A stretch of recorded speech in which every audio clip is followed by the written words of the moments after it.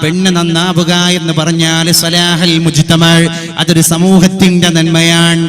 ഒരു പെണ്ണ് നന്നായി പോയാൽ അത് സമൂഹം നന്നായി പോയി. മലയാള ഭാഷയിൽ പെണ്ണൊരുമ്പെട്ടാൽ എന്ന പദപ്രയോഗം തന്നെയുണ്ട്. എന്താണ് ആ പദപ്രയോഗം അർത്ഥമാക്കുന്നത് എന്റെ പ്രിയപ്പെട്ടവരെ?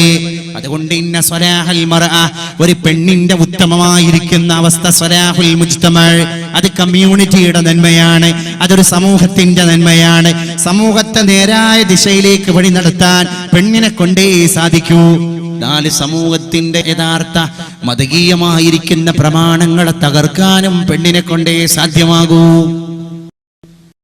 അതും പെണ്ണിനെ കൊണ്ടേ സാധ്യമാകൂ.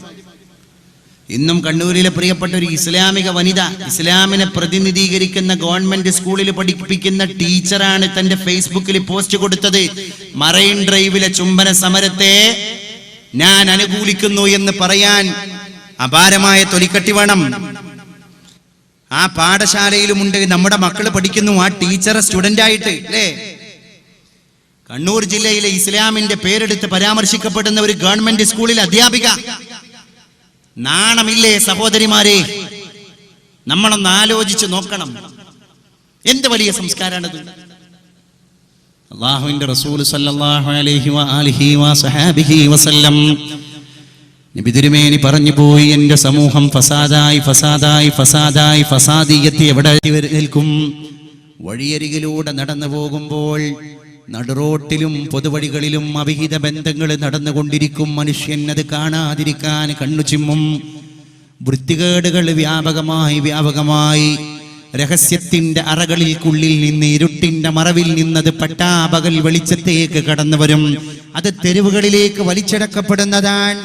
അന്യൻ കാണുന്നത് ലജ്ജയുണ്ടെങ്കിലല്ലേ പ്രശ്നമുള്ളൂ. ലജ്ജയെടുത്ത് കളയപ്പെട്ടു പോയാൽ പിന്നെ അന്യൻ കാണുന്നതിന് എന്താണ് പ്രശ്നം? കൊച്ചിയിലെ മറൈൻ ഡ്രൈവിലേക്ക് കടന്നു വന്നവൾക്ക് ലജ്ജയില്ലാത്തത് കൊണ്ടാണ് പരസ്യമായിട്ട് തന്റെ എതിർലിംഗത്തിൽപ്പെട്ട കാമുകന്റെ മുഖത്ത് ചുംബനം കൊടുക്കാൻ അവൾക്ക് തൊലിക്കട്ടിയുണ്ടായി പോയത്. അവരുടെ ഹൃദയത്തിൽ നിന്ന് സദാചാരബോധം അസ്തമിച്ചു പോയതിന്റെ പേരിലാണ്.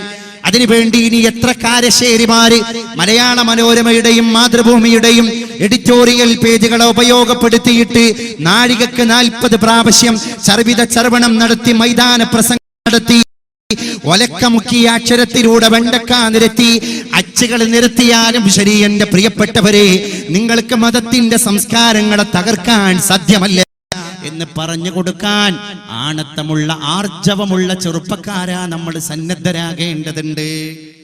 വല്ലാത്ത അത്ഭുതമായി പോയി. 60-70 കഴിഞ്ഞ വലിയ പത്രമാധ്യമ പ്രവർത്തകർ എന്ന് സ്വന്തം വിശേഷിപ്പിക്കപ്പെടുന്ന ഈ ബുദ്ധിജീവികളാണ് പിന്നെ അതിനെ ന്യായീകരിച്ചിട്ട് ലേഖനം എഴുതാൻ. അതൊക്കെ ഓരോരുത്തരുടെ സ്വാതന്ത്ര്യമാണ്. നമ്മൾ സ്വാതന്ത്ര്യമുള്ള നാട്ടിലാണ് ജീവിക്കുന്നത്. The greatest republic, democratic, socialist, secularist republic country of the world, അതാണ് ഇന്ത്യ. ആ ഇന്ത്യ രാജ്യത്തില് പ്രായപൂർത്തിയായ ആൾക്കും അവരുടേതായ സ്വാതന്ത്ര്യമുണ്ട്.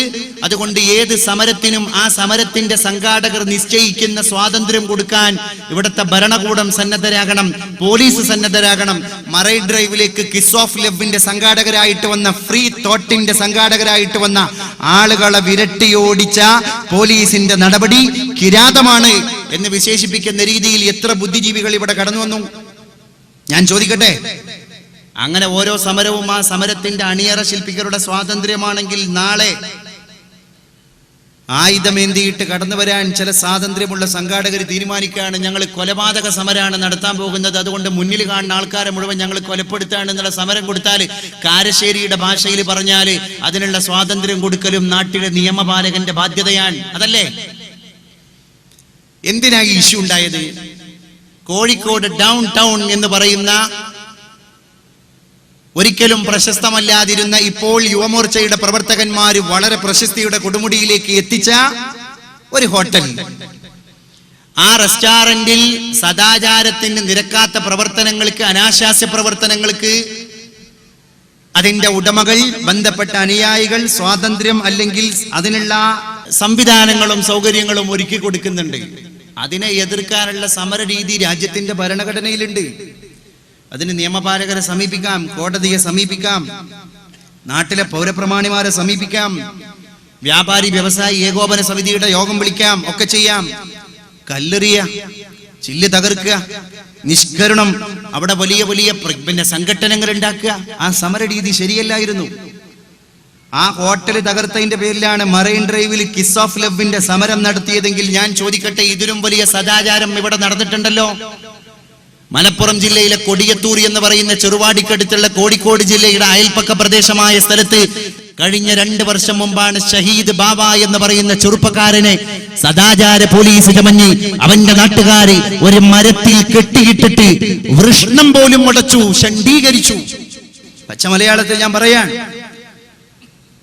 ആ സഹോദരൻ മരണത്തിന് വിധേയനായി പോയി. നാട്ടുകാരുടെ അടി കിട്ടിയിട്ട് നമ്മള് കോയമ്പത്തൂരിലും ആന്ധ്രാപ്രദേശിലും ആസാമിലും ബംഗാളിലും ഹരിയാനയിലും ഒക്കെ കാണുന്ന കിരാതമായിരിക്കുന്ന തച്ച് കൊല്ല ആ പ്രവൃത്തി നടന്നില്ലേ കൊടിയത്തൂരിൽ? ഏത് സദാചാര വിരുദ്ധ പ്രക്ഷോഭത്തിന്റെ ആൾക്കാരാണ് മറൈൻ ഡ്രൈവ് ഷഹീദ് ബാബ മരിച്ചപ്പം വന്നത്? ഞാൻ ചോദിക്കട്ടെ, ഒരാളുണ്ടായോ? ഒരു പെൺകുട്ടി ഉണ്ടായോ ഫ്ലക്സ് പാടും പ്ലക്കാർഡും പിടിക്കാൻ? ആരുമില്ലായിരുന്നു. പെരുമ്പാവൂരിൽ രവി കൊലപ്പെടുത്തത് എങ്ങനെയാണ്? പെരുമ്പാവൂരിലെ KSRTC ബസ് സ്റ്റാൻഡിൽ വെച്ചിട്ട് ഞങ്ങളെ പോക്കറ്റ് അടിച്ചത് നീയാണെന്ന് പറഞ്ഞിട്ട് രവി എന്ന് പറയുന്ന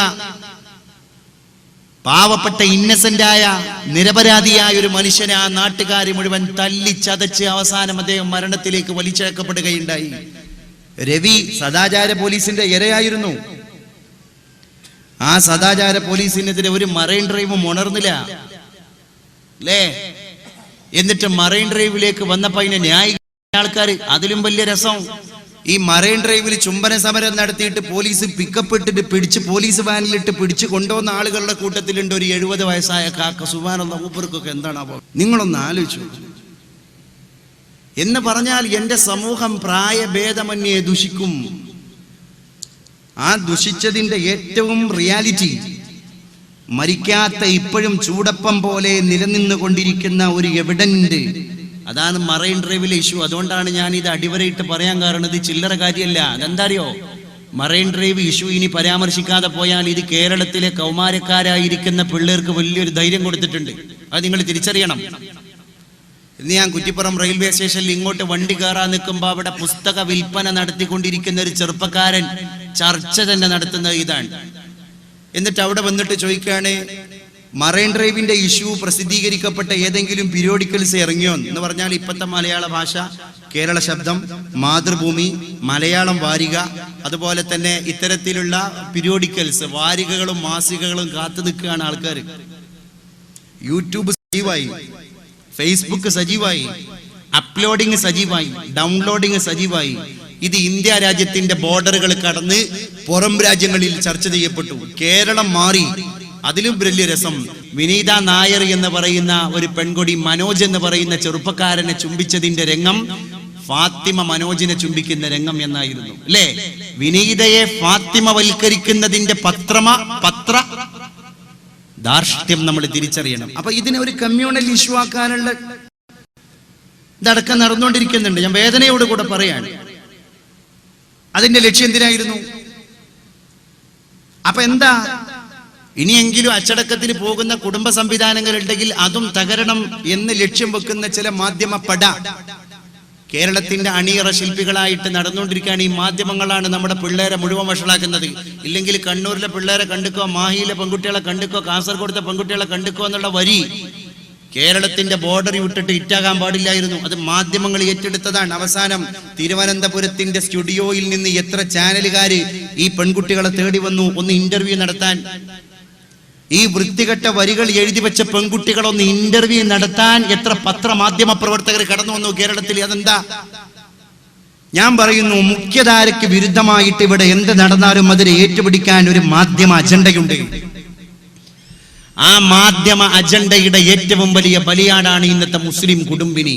ഞാൻ തുറന്നു പറയാൻ, കോഴിക്കോട് വന്നിട്ട് ഈ അടുത്ത് ഓടിക്കൊണ്ടിരിക്കുന്ന ഒരു സീരിയലിന്റെ, വളരെ പോപ്പുലർ ആയിക്കൊണ്ടിരിക്കുന്ന ഒരു സീരിയലിന്റെ ഡയറക്ടർ വന്നാണ്ട് പറഞ്ഞത്, മലബാറിലെ ഉമ്മമാരാണ് ഞങ്ങളുടെ സീരിയലിനെ വിജയിപ്പിക്കുന്നത്.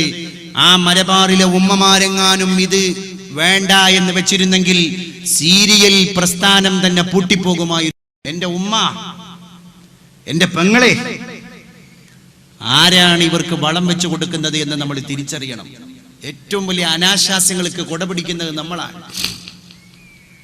നിങ്ങൾ ആലോചിച്ച് നോക്കണം. ഇതുപോലെ തന്നെ റേഡിയോയിൽ കോളിംഗ് പരിപാടി നടക്കുകയാണെങ്കിൽ എവിടെ നിന്നായാലും ശരി, പത്തനംതിട്ടയിലാണെങ്കിലും ഒരു പാട്ടിന് ഡെഡിക്കേഷൻ ആവശ്യപ്പെട്ടിട്ട് റേഡിയോക്ക് കോൾ വരുന്നത് മുസ്ലിങ്ങൾ തെരഞ്ഞാൽ പോലും കാണാത്ത പത്തനംതിട്ടയിൽ നിന്നും ഏതെങ്കിലും ഒരു ഫാത്തിമ, ഒരു സൈനബ, ഒരു ഖദീജ ആയിരിക്കും. കാരണം വെറുതെ ഇരിക്കുന്ന ടീം അവരാണ് അല്ലേ? ചാനലുകളിൽ ചർച്ച ചെയ്യപ്പെട്ടില്ലേ? എവിടെയാണ് ഇനി ഇവള് ചർച്ച ചെയ്യപ്പെടാതിരിക്കാൻ? എല്ലാ ഭാഗത്തും ചർച്ച ചെയ്യപ്പെട്ടു. അതുകൊണ്ടാണ് എന്റെ പ്രിയപ്പെട്ടവരെ, more humans but less humanity. ഒരുപാട് ആളുകളെ കാണുന്നു നമ്മൾ. ഇന്ന് ആളുകൾക്ക് പഞ്ഞമില്ല, ആളുകൾക്ക് ഇന്ന് പഞ്ഞമില്ല. പക്ഷേ ലെസ്